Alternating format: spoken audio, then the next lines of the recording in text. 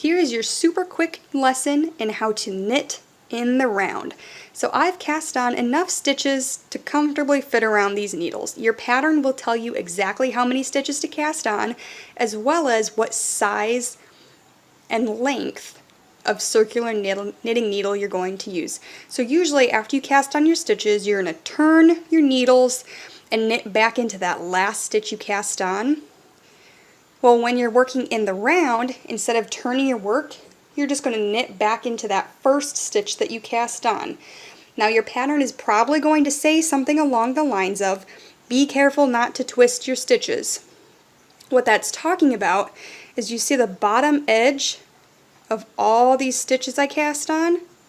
You want to make sure that that's not twisted, because if it is, you're going to be knitting with a literal twist in your work. So if it's twisted, it's going to look like that. You're going to see a twist. It's going to be very obvious. So you want to make sure that there is no twisted stitches.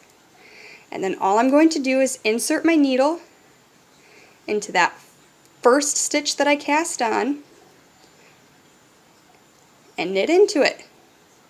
And then every time that you get to the end of a row, instead of turning your work like you would when you're working flat, you're just going to keep knitting, keep going and going and going. And that is working in the round.